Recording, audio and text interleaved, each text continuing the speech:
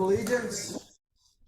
I pledge allegiance to the flag of the United States of America and to the republic for which it stands, one nation, under God, indivisible, with liberty and justice for all. All right, roll call, please. Mr. Bova. Here. Mrs. Cerrucci. Here. Mrs. Delaney. Here. Mrs. McBride. Here. Ms. Hondo. Here. Mr. Ritter. Here. Dr. Singh.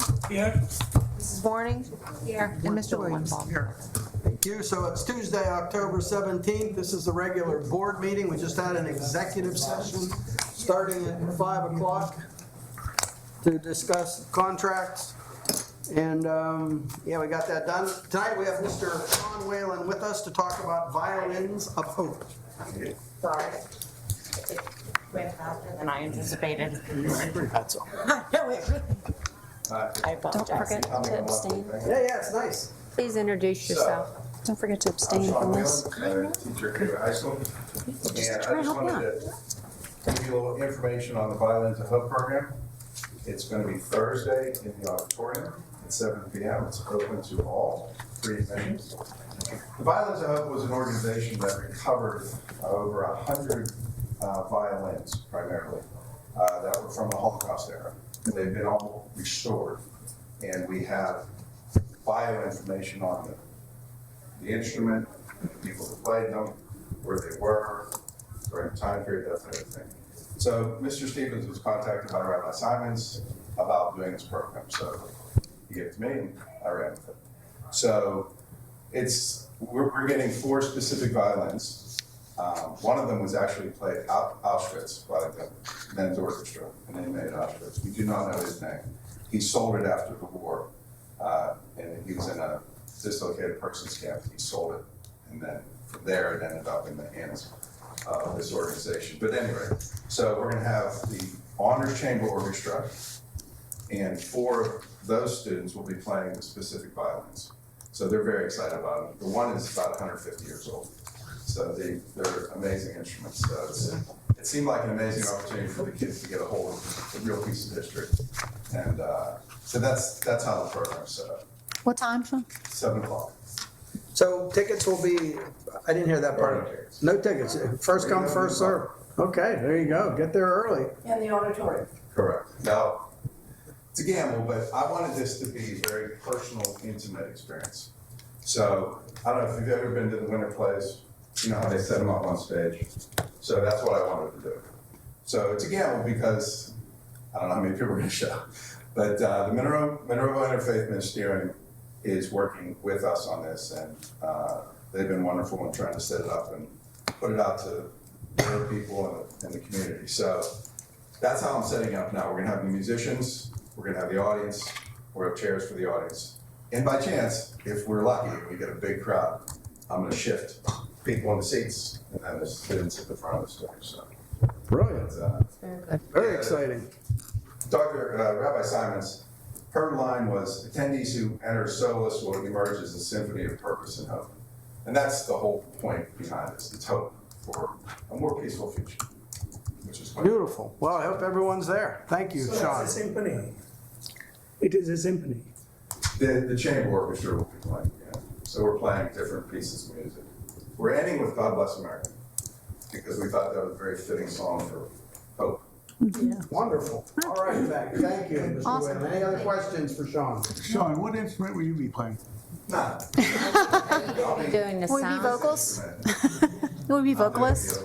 But then the kids, I got the history club kids to read the specific bios of the instruments and the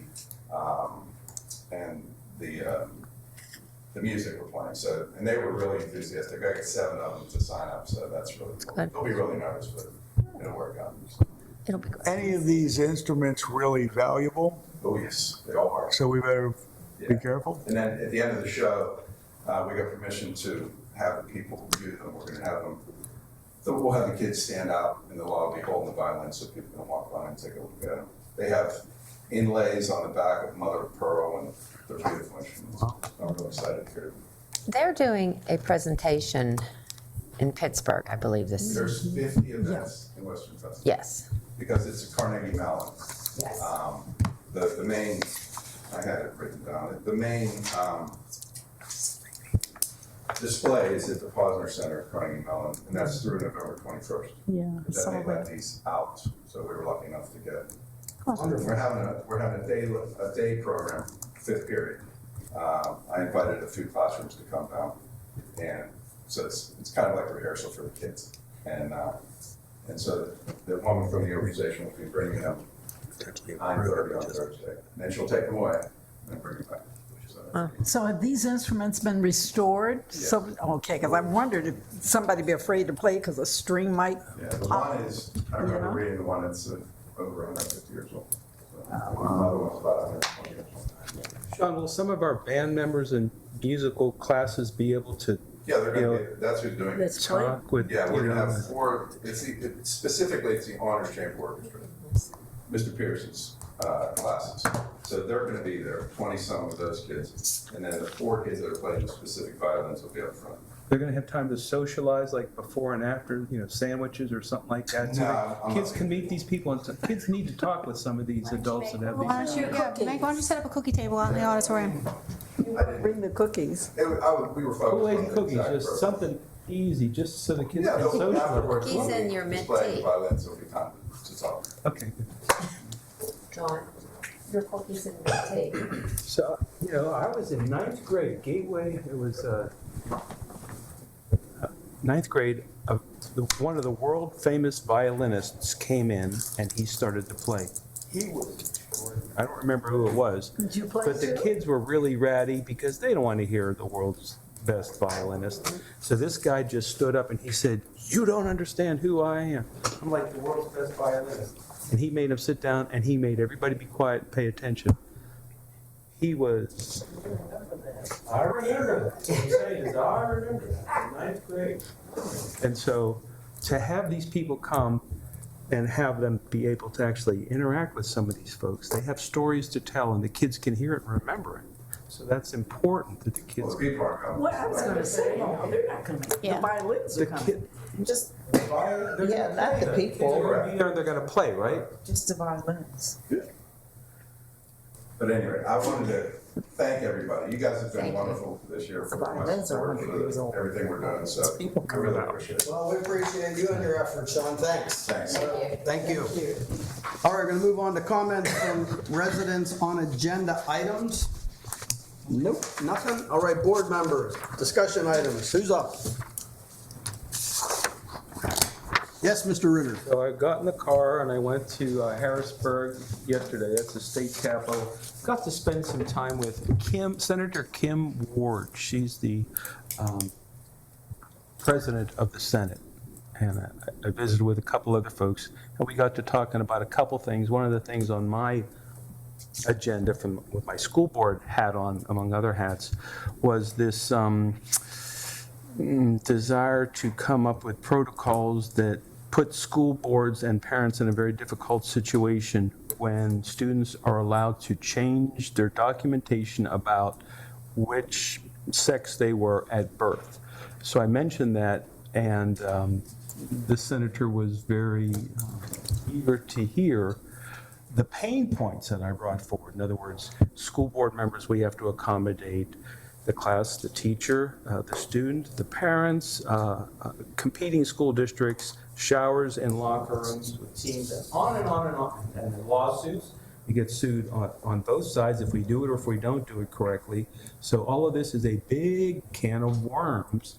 And I was asking, Senator Kim Ward to try to do whatever she could from a legislative perspective to help sort things out so that school boards can either follow, a well-designed law or stay in confusion. I said, right now, there's a lot of confusion out there, so please do what you can to help design or push forward legislation that brings clarity to this issue. Is she gonna do that? There's tension between both camps out there right now, and that's good. There should be tension between both camps because that slows the legislative process down and gives people time to breathe, think, and hear from folks as to what the issues really are, so that the legislation they come up with hopefully is well-crafted and cogent. So if she can do something about it, she's going to bring her gavel, her leadership forward, so to speak, to keep an eye on this and sort of toss it to the right folks so that they can help understand all school boards are in the same sort of mess, and this needs to be clarified on school board's behalf. Beautiful. Thank you, John. Anything else in your book? Yeah, a lot of stuff, but we'll save it for another time. All right, anyone else? Any other board members? Yes, I have a question about the concrete spears that are in front of the doors at the high school and the sports complex. Concrete what? Spears. I Spears? think they're made so you can't drive a car through the doors for the sports complex and the high school. And I was wondering if they're. Spears, you mean the circles? The bowlers. I thought you said spear. Spear. I thought we had spears out. The balls. The yeah. balls. All right, so what's the question, Scotty? Scotty, what's the question? My question is that something that the state police recommended? And if so, did we pay for them, and or are they at all the schools? That is something that's based on the state police's risk and vulnerability assessments in all the schools. That was a common recommendation for each one. When are they going to be put out? Some have already been put out at the high school. I'm not sure if every building received them yet, but I noticed them today at the high school. CSC and WASA has some right now too. Okay. And I don't know if I should say this in this meeting, but if, Bruce, if somebody trips over one and gets hurt while reading something on their phone or reliable or anything like that. Huge. Somebody asked me that. It's like I said, walking I into don't a know. miniature car. It's like what they have. Certainly you have insurance, Okay. but, you know, you can always put a sign up, you can paint it yellow.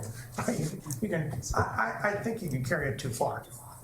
Let somebody complain. Just everybody asks things. Well, And my they're second- there exactly for what you said, to prevent a vehicle from crashing into the sidewalk of the building. And my second comment is, Friday I was up to the high school for the football game, and was coming through the school, the high school, and I was looking at the courtyard in between the art room and where preschool is up there. And that courtyard has not been touched since this school was built. And it's a shame because it's a very nice enclosed courtyard that with the preschool kids there, God bless you, they can come over and use it. The art kids can also use it. And since we have Hank, the architect, on right now, could we have him take a look at it and see what can be done with that courtyard? Sure. Yeah, we actually, we're talking about that, putting part of our budget, but we could talk to Hank about getting us some information. Where'd Bob Brown go? Jack, I have one more. I see that Don Hall's on our Zoom meeting. So Don Hall, I'm going to ask a question here. So if you could sort of unmute your mic. It has to do with the stadium at the high school. There are not railings that enable people to easily travel up and down the stairs. I think I tossed this question a few months back, and I was wondering whether you had heard about it, or was a ticket made so that we could order those railings to have them be put in? Because I received a note from one of the citizens, and they watched somebody, an elderly person, almost fall. It was on the McKeesport side, almost fall, and some people caught them. And I thought, it really needs to be dealt with. So the question is there a ticket underway about this? And if so, have you heard about it? And are you following through on this? That Or was brought up years ago. That would be facilities. Until I walked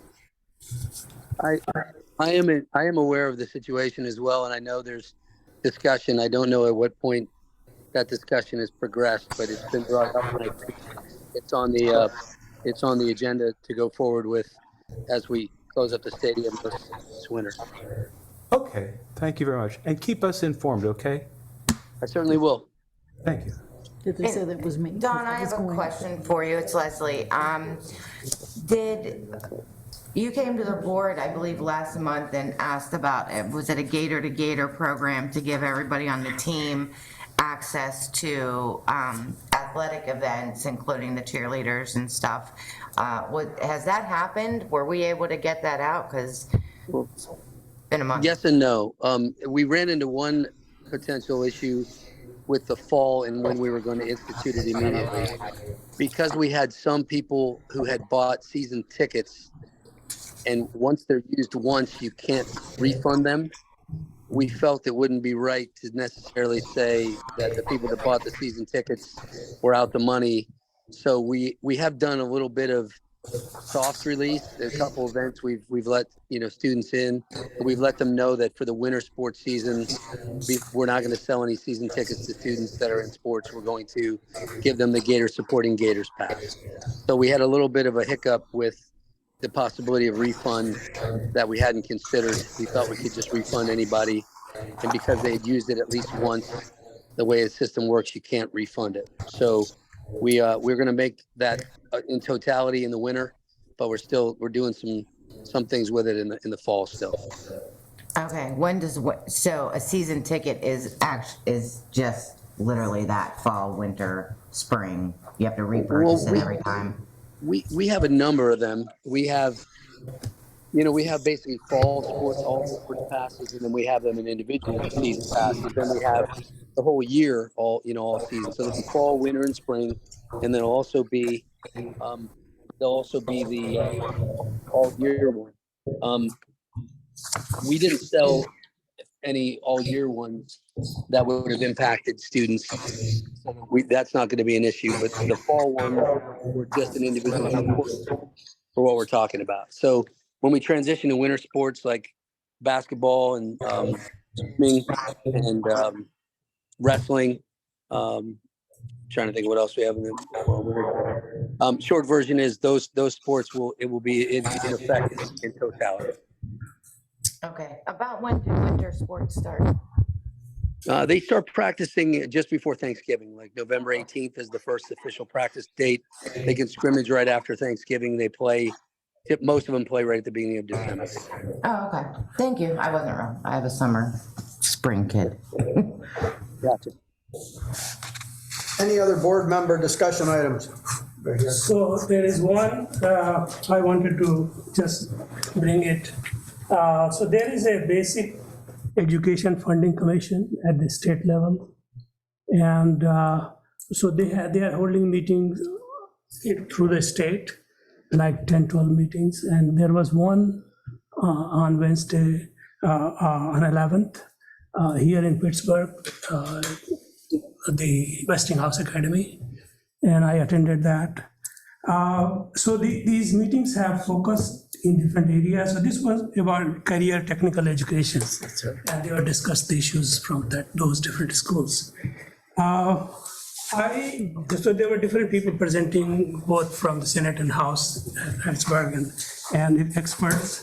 I was really, first time I heard Dr. Walters from the superintendent of schools at Pittsburgh public schools.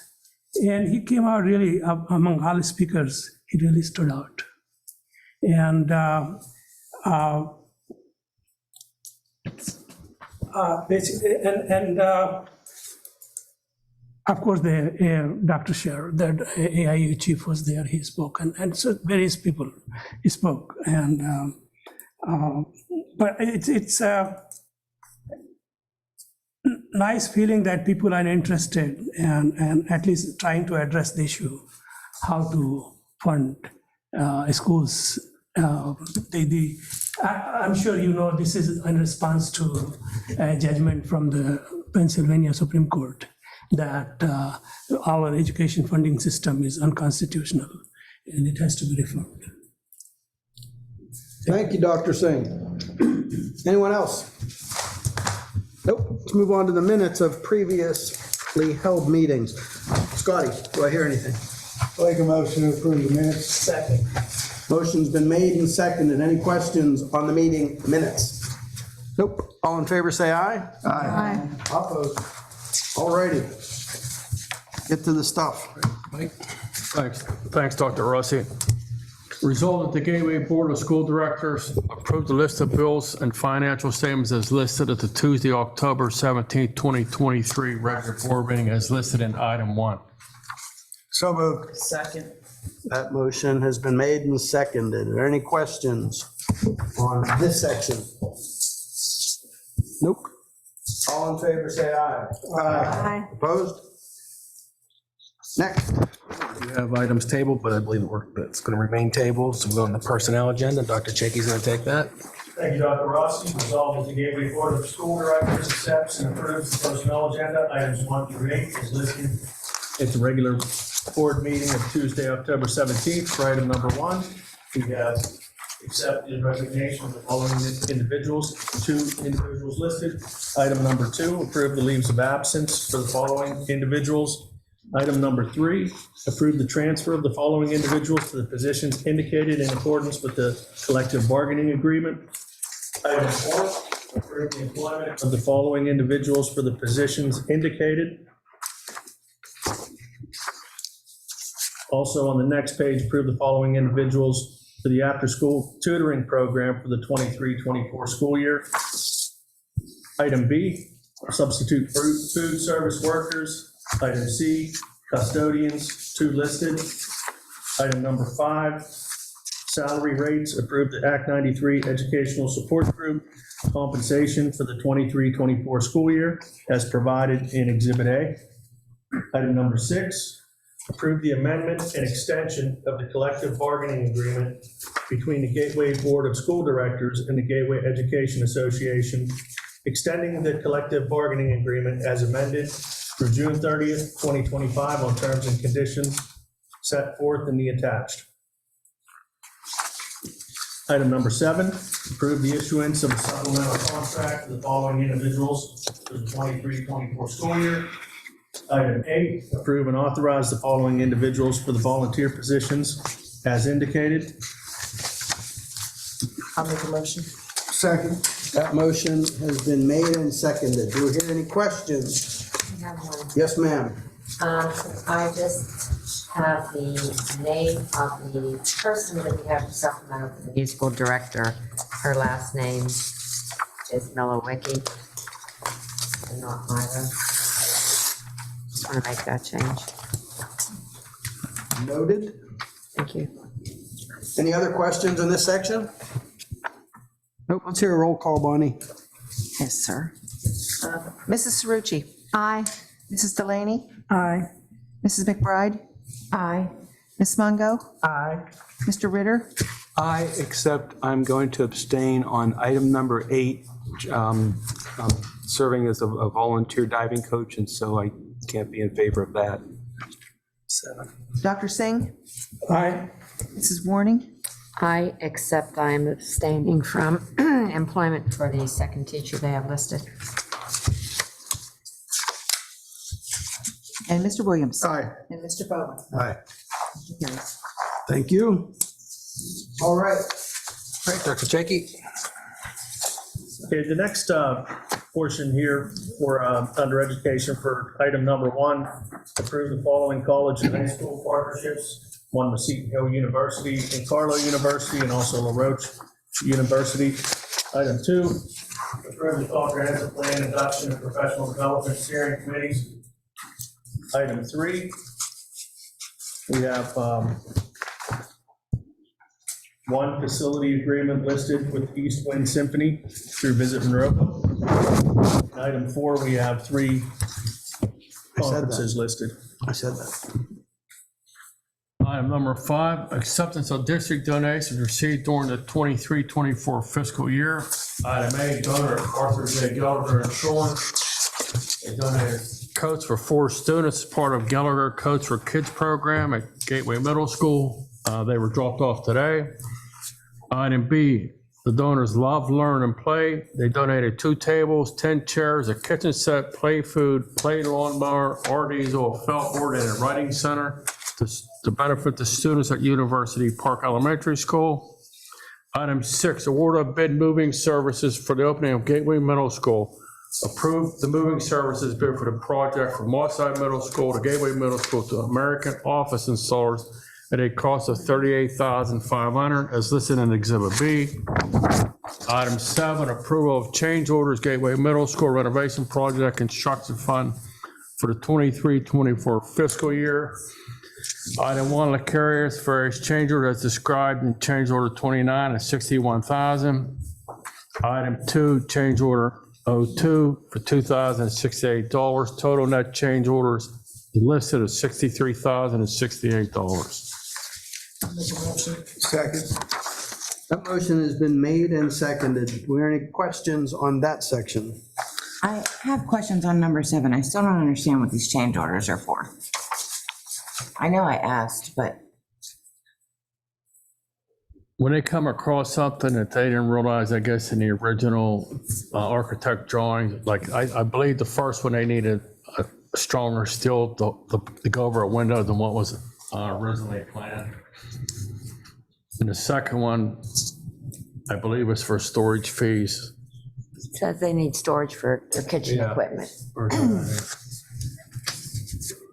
Question on number 6. But before we get there, Ms. McBride, is that adequately answered, or? 61,000 is for heavier shelves for the window opening, and the 2,068 is for storage for the kitchen equipment. Because the building's not prepared yet to bring, so they had to store it on site. In other words, the supplies are here, we just can't accept them yet, so they're storing them somewhere. that's for, okay, so we're not, 2,068. so we're not changing any layout in the cafeteria. No. This No, is that's for the items first. that are in storage. I thought that meant a new storage unit for container. kitchen equipment. Be a pretty nice storage container for $2,000. That's why I was like, what? I don't understand. I'm sorry. Thank you, Mike. Yeah, no problem. All right, Mr. Williams. Number 6. Would that, if there's a date change on that, will that affect this at all? Or They've been very flexible to work with, but they've done some work for us that, some of the desk and some of the other furniture was up in the resting area, they put together and hauled them out, so they're very flexible. That's all I have, Mr. President. Thank you, sir. Any other questions? I do just have Yes, one. ma'am.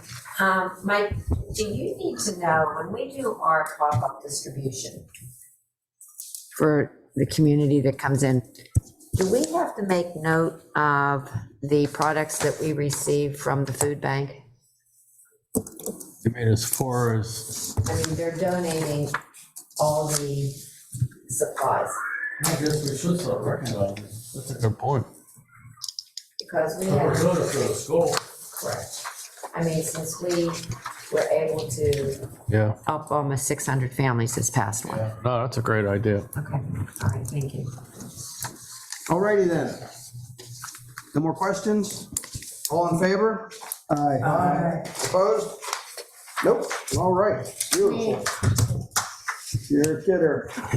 He's a kidder. What else we got? Any resolutions presented by board members? No. Nothing we need to talk about? No. Let's move on to comments from residents on non-agenda items. No, ma'am. Okay. Reports, let's go. All right, Mike, go.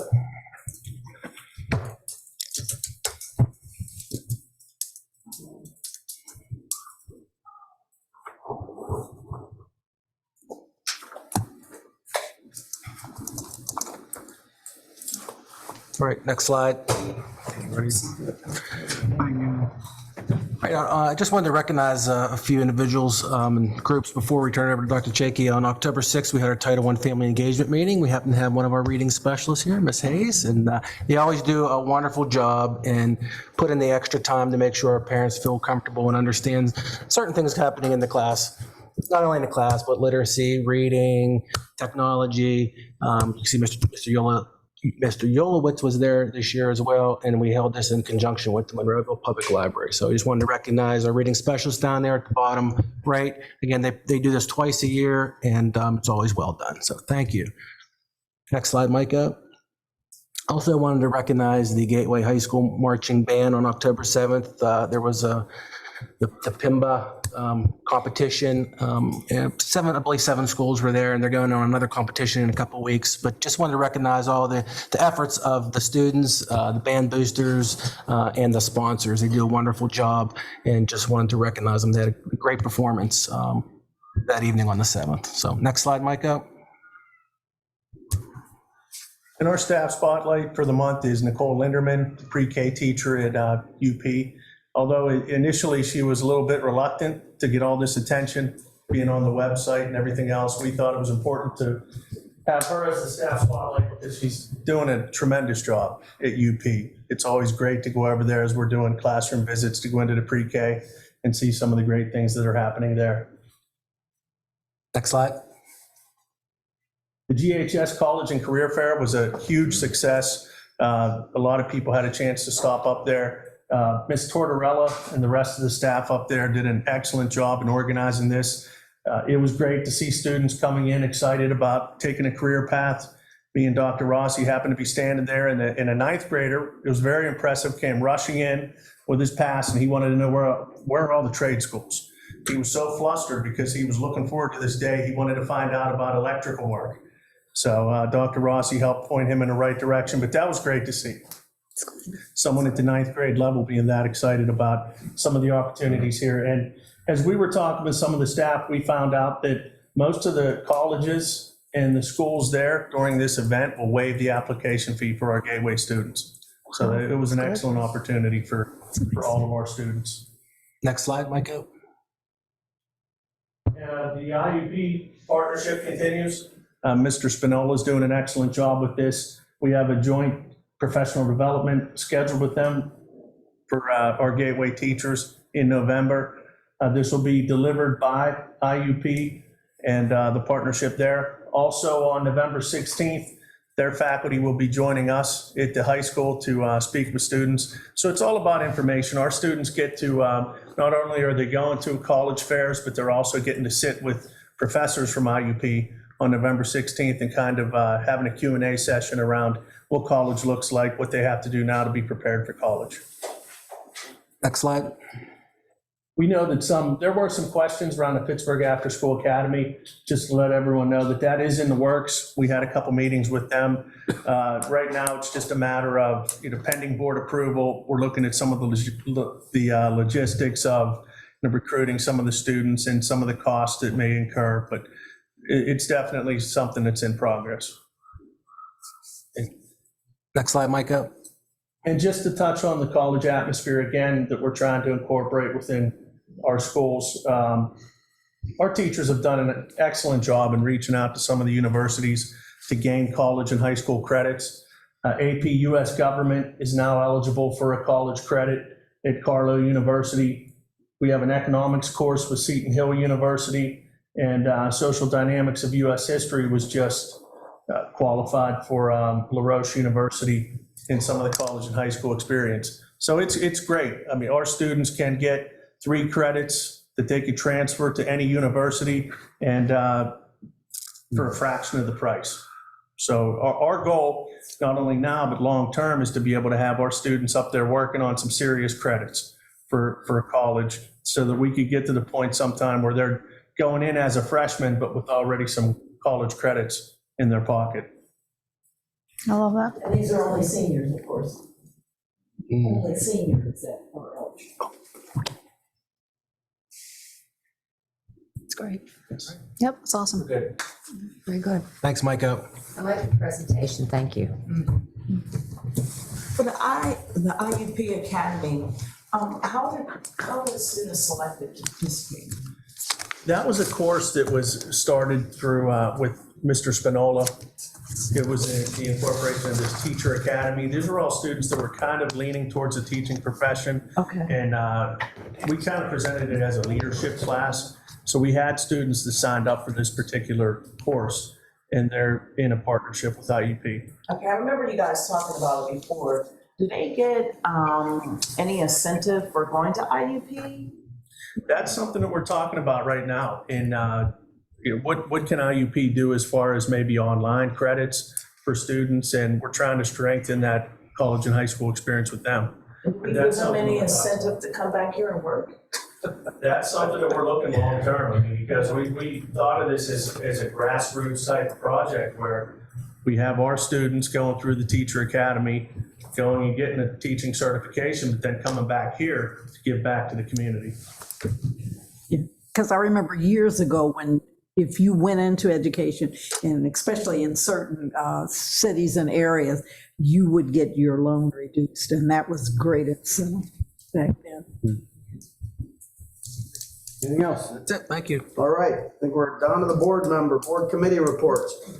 John, you want to start for us? I have nothing, but I'd like to say we've got an election coming up in a little while. This is the last time we'll be able to address the public, just say, go ahead and get out there and vote. School board elections are important. Find out about the candidates, select your favorite people, and encourage your neighbors to get out and vote as well. Excellent, thanks, John. Ms. Delaney? Interesting, when I had read the state representative report that came out, and the one thing that caught my attention, no, I don't have my glasses, increased funding for schools in our community. Gateway, School District, Do you want these? how much? 13.2 million.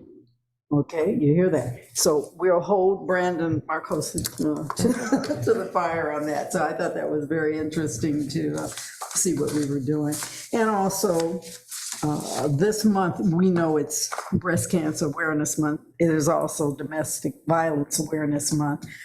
I thought Thursday was the actual day, but now I'm finding out you wear purple on Friday in recognition of domestic violence. So I decided to wear pink and purple. Oh, I was going to To do the same thing. represent all my survivor friends and relatives and all of those who unfortunately may have been affected by domestic violence. That's all I have. Thank you, ma'am. Ms. Warning? Nothing this evening. Ms. Sarucci? I got nothing. Got one more meeting to say something. 2 more. I said one.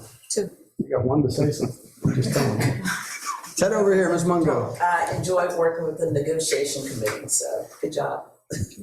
Thank you. Yeah, excellent. Good, good. Mr. Williams? Nothing this evening, thank you. Dr. Singh? So our Fort Road School is conducting a workshop at the library if you want to learn anything about cybersecurity. Oh, excellent. And you have to go online to find out when, or? No, this is this evening at 7 o'clock. Oh, there you go. 12 Okay. minutes. Okay, I'll wrap this up quickly. It's up to Ms. McBride. no, I'm good, thank you. I got nothing. Do I hear a motion to adjourn? Adjourn. Okay, all in favor, say aye. Thank you.